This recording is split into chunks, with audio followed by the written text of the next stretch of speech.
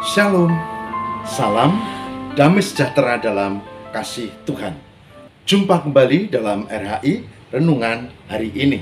Saudara, saat ini saya akan mengajak kita untuk merenungkan tentang Alkitab. Alkitab. Mengapa mempelajari Alkitab sangat penting? Apa salah kaprah tentang Alkitab yang dilontarkan oleh saudara kita yang lain karena ingin melemahkan iman Kristen? Mereka tahu iman Kristen berdasar pada Alkitab, maka caranya untuk melemahkan adalah dengan membuat kebingungan sekitar Alkitab. Apa fungsinya? Apa salah kaprah? Dan bagaimana kita mengenal Alkitab? Ya, setapak demi setapak kita akan coba pahami. Mari siapkan dirimu, biarlah Tuhan memberkati untuk renungan kita mengenal Alkitab yang adalah firman Tuhan. Siapkan dirimu. Saya meringkas, paling tidak ada 3 hal penting mengapa orang yang beriman Kristen perlu membaca, merenungkan, menghayati Alkitab.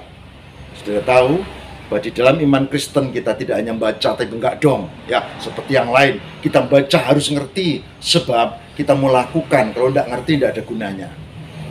Nah, itulah sebabnya pada bagian pertama yang perlu dicermati adalah Alkitab untuk mendidik, menguatkan, memproses iman kita di dalam Tuhan.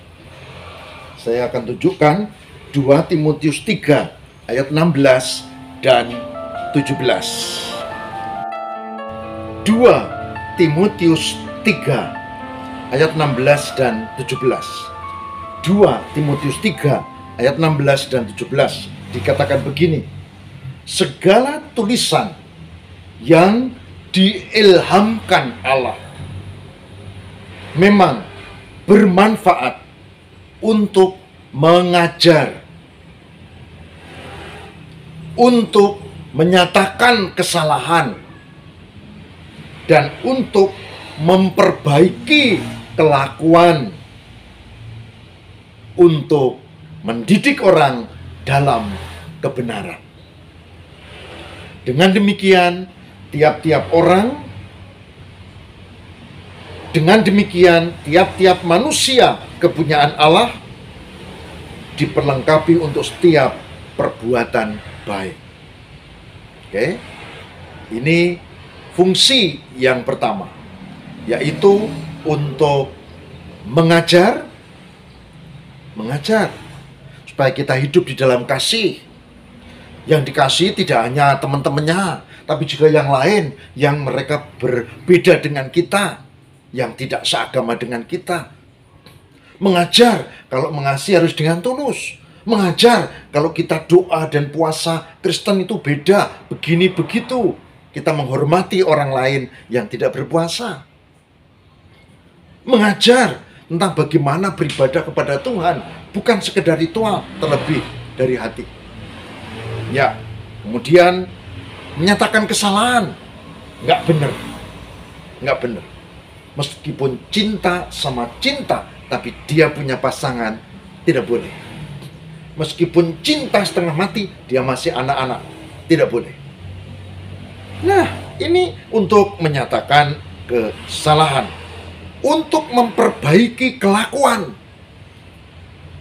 Kita bisa belajar tentang tokoh-tokoh dalam Alkitab yang berdosa dan mengaku bertobat dan diperbarui kemudian dan diampuni dosanya, memperbaiki kelakuan, dan untuk mendidik orang dalam kebenaran.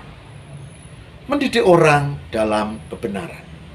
Ini fungsi Alkitab, mengajar, menunjukkan kesalahan, memproses, mendidik orang dan menjadi makin baik di dalam Tuhan. Maka saudara, orang yang beriman Kristen tidak bisa tidak harus belajar Alkitab. Fungsi yang pertama itu. Sedangkan yang kedua, saudara, Matius 7 ayat 24 dikatakan apa? Matius 7 ayat 24. Setiap orang yang mendengar perkataanku ini dan melakukannya, ia sama dengan orang yang bijaksana yang mendirikan rumahnya di atas batu. Saudara, apa maksudnya? Firman Tuhan itu fondasi hidup kita. Saudara boleh punya rumah bagus, tapi kalau fondasinya lemah gampang ambruk. Saudara boleh punya rumah gede, tapi kalau fondasinya lemah gampang runtuh. Maka iman orang Kristen kuat kalau dia memiliki fondasi, yaitu firman Tuhan. Caranya mendengar, mengerti, melakukan. Tadi sudah saya bilang ya, bahwa orang Kristen tidak cukup mendengar, apalagi muter di HP, kemudian kita sambil apa-apa. Pokoknya kalau muter ini aja sudah baik. Enggak ya, muter juga bagus, tapi harus didengar, dipahami, dan dilakukan. Gitu, dilakukan. Nah, supaya bisa melakukan, ya harus mengerti. Supaya mengerti, ya mendengar dengan baik. Firman Tuhan, landasan kehidupan. Maka, saudara dan saya, kita perlu belajar tentang firman Tuhan.